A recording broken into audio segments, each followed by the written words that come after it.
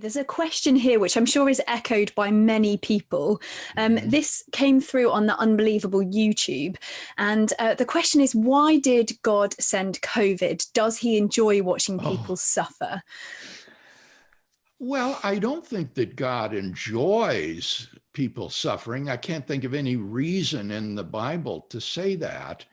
But neither should we think that COVID was necessarily sent by God. I mean, it could have been, who knows? But it could be just the result of evil doing. Justin and I talked about this last time, about the carelessness that may have taken place in that Chinese lab that released this virus into the world. And so this could again be the kind of intertwining of natural evil and moral evil that so often seems to occur.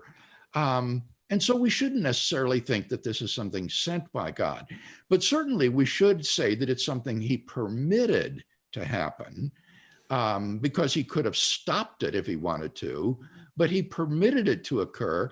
And I think that whenever God permits suffering and evil in the world, he does so with a view toward a grander purpose that justifies that permission of suffering or evil. If you ask me what that purpose is, I would say that in the broadest terms, God's purpose is to bring as many people freely to salvation as he can, and that it may well be the case that only in a world suffused with natural and moral evil that the optimal number of persons would freely come to find God's love and forgiveness. I find that not at all implausible.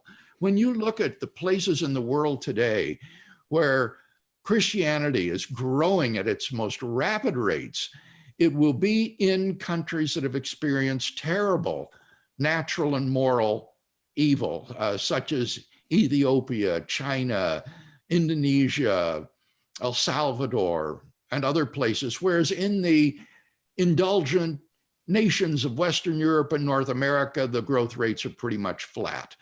So someone has actually asked me, why is it that God has not blessed the nations of Europe and North America with more suffering in order to bring them to salvation? It may be they that are disadvantaged and not the nations of Africa and Asia and South America.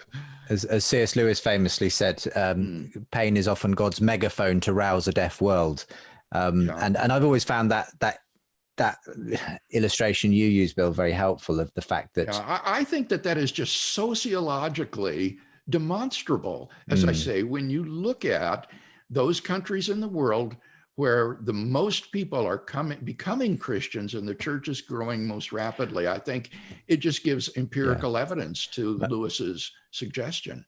My feeling has always been that the problem of evil is a problem if you've got a particular definition of God. That is, if God is essentially a divine babysitter who should never allow us to experience any kind of difficulty or pain, then obviously that's a problem. But if God's job is, as you say, Bill, to bring people to a knowledge of him, then there may very well be ways in which a certain amount of suffering does actually enable us to meet God in ways that we wouldn't otherwise have been able to see or hear.